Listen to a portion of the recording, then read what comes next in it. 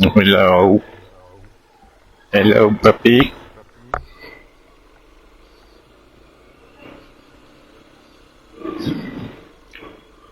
So, this is my trip to work. I'm just going to record this to test out my new sound system, and I've moved my video to a new location on my home, so just see how it all works. And also for nostalgia, because I'm actually moving office in about 2 weeks' time, so this will be one of my last trips to work in this direction.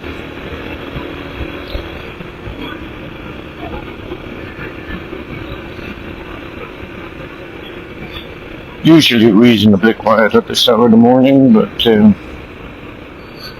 yeah, you still have to be careful. Idiots on the road everywhere.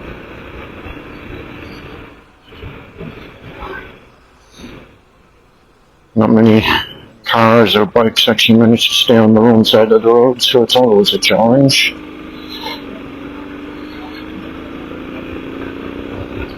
I'm sure we'll have plenty of examples as we go.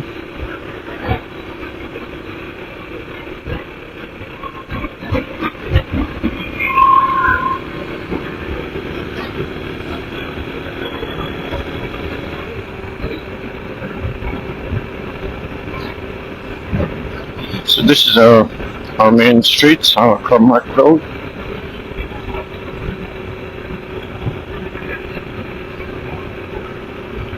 Very prone to flooding around here in the wet season, but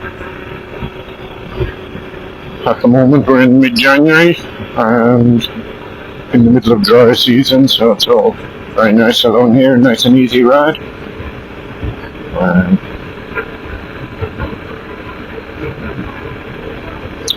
Quite chilly this morning actually. You can see the locals with their jackets on there. Probably should put mine on as well. But as usual, I mean it's what, 7:15 in the morning now. Here we have the monks out collecting alms.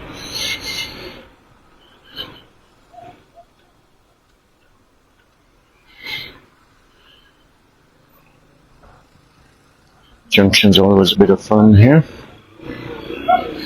Let's see who's going to go next. So yeah, 7:15. It's cool at the moment. I guess in the west you'd call it winter, but here it's mid-dry season. But we do get a bit of cooler weather. I think it got down to almost 20 degrees last night, which we consider cold. But by 9 o'clock it should be back up into the mid-20s. Noon should be back up into the 30s. But yeah, that's at a 10 to 12 degree drop in temperature overnight. You do feel it.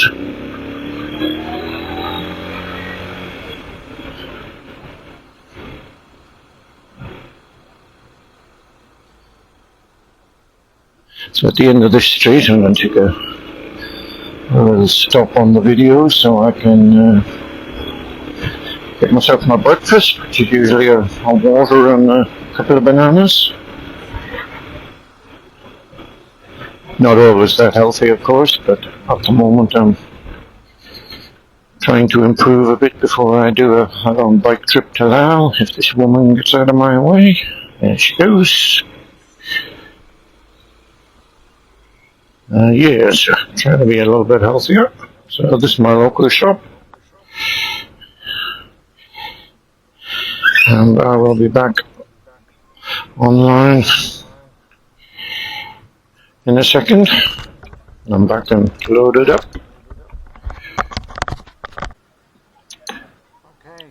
Okay, so back online.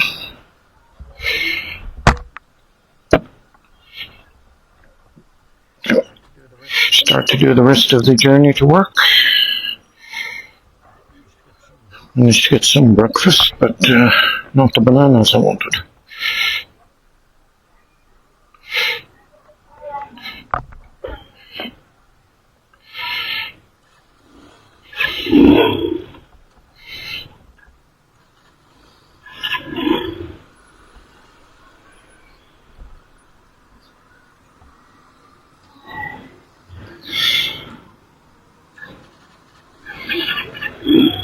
Give you an idea of the chaos here.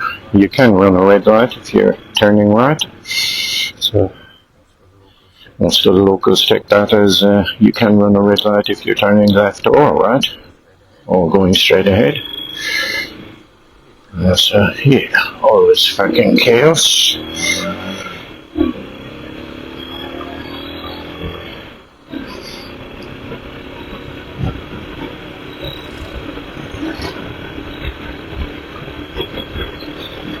So here we're on Walpole Road, one of the sort of upcoming streets in Siem Reap.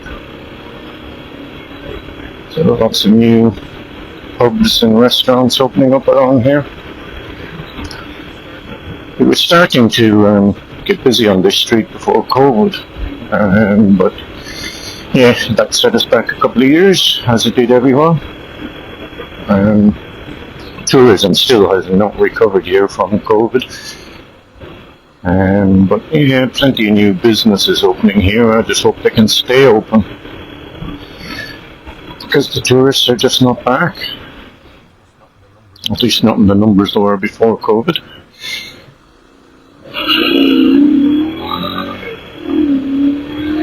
Bit of a free-for-all at the junctions, as you can see. There's no real giveaway. Everybody approaching it just manages somehow to wrangle their way through.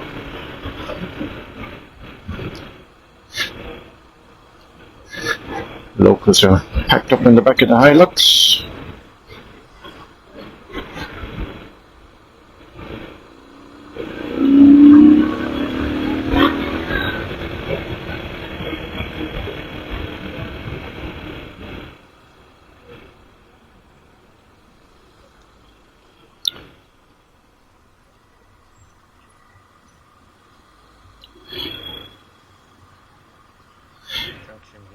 Junction here, probably the main junction on my way to work. Walpole Road meets Road 6, so this Road 6 road, if I turn right, would eventually bring me to the capital city, Phnom Penh. Turning left would bring me out towards the Thai border, Poi Phet.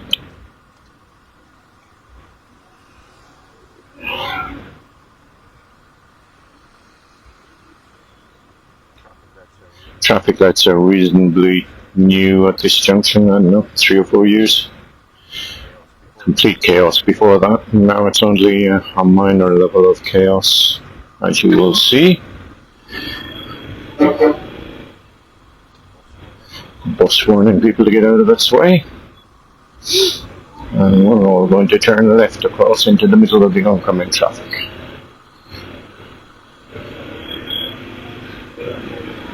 See if I can get around this tuk-tuk.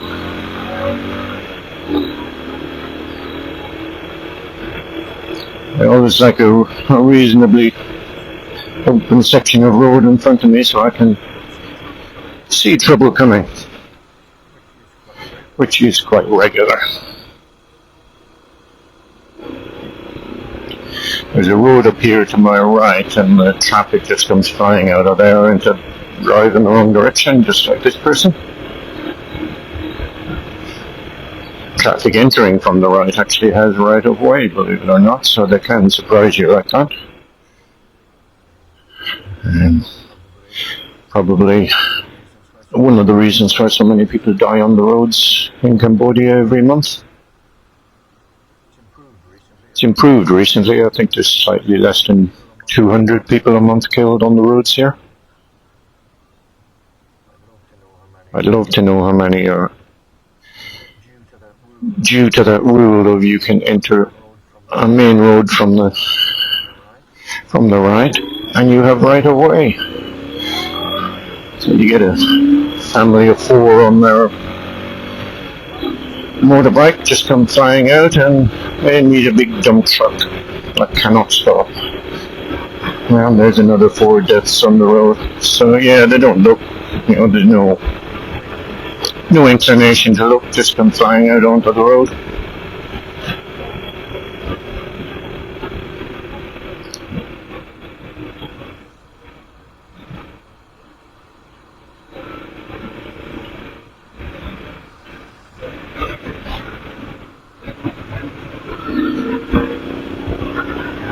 We get a few tuk-tuks along here carrying the tourists. This road leads us out to the Angkor Wat temples. So yeah, roundabout from now, which is exactly 7:30. I'm late for work. 7:30 through to 8:30. This road gets busy with the tourists. You can see the buses piled up here outside the hotels, sort of waiting to take the tour groups out to Angkor Wat.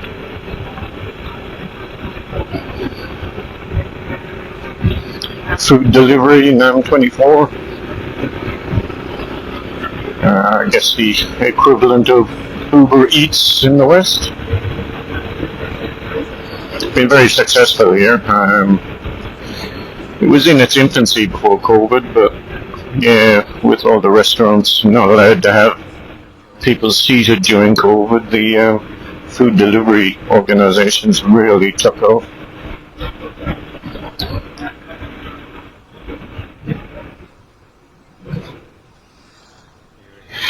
Here again, you'll see people allowed to turn right through the red light.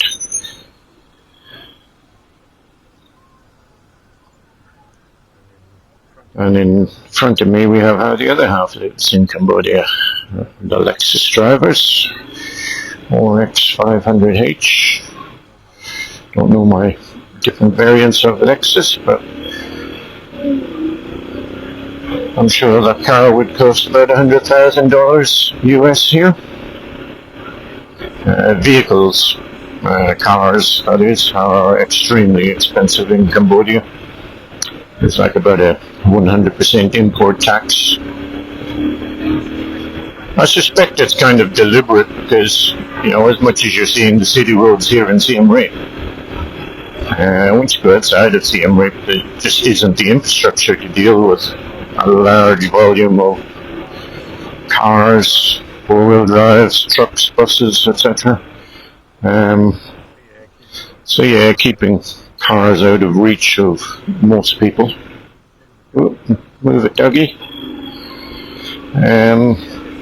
Yeah, I guess it keeps car numbers down to what the country can actually cope with. And only really the super rich can afford cars. Some locals that I know do have cars, but I would imagine they're probably taking out such large loans to get themselves in debt trouble. Figures before COVID had Cambodia's possibly the highest debt to GDP ratio for individuals in the world. So yeah, people will take out loans to get, your typical Honda Dream that we're looking at here in front of me. People take out loans for that.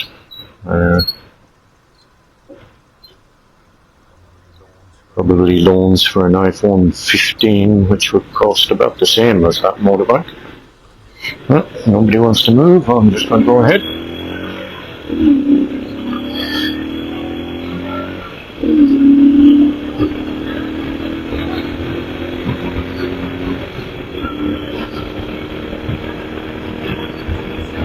So this section of road, I guess, I call it a dual carriageway, but, 2-lane road, I guess would be more accurate. I missed this because when I started work about 4 years ago, they spent 3 solid years working on this road. It's been completed for 1 year now. But yeah, 3 years up and down this road. Once they finish one end, they'd start again. During COVID, they had an initiative to do up all the roads in Siem Reap, give local people employment, dig all the roads up and sort out the water and the power lines. Might as well do it while there was zero tourists and the country was sealed up. Oh, there's another motorbike accident.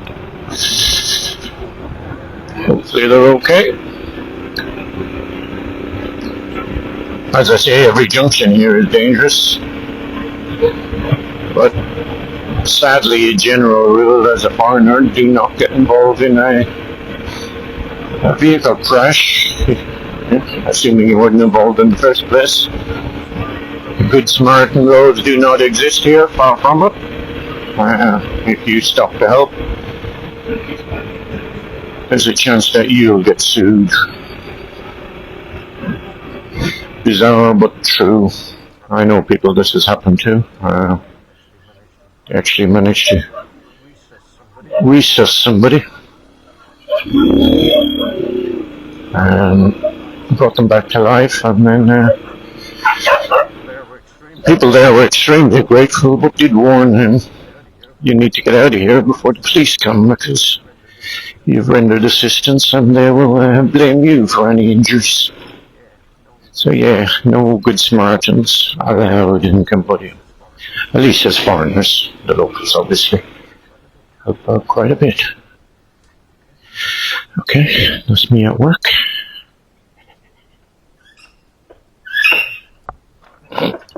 This is what will soon be our old office. Talk to you soon, and have a good day.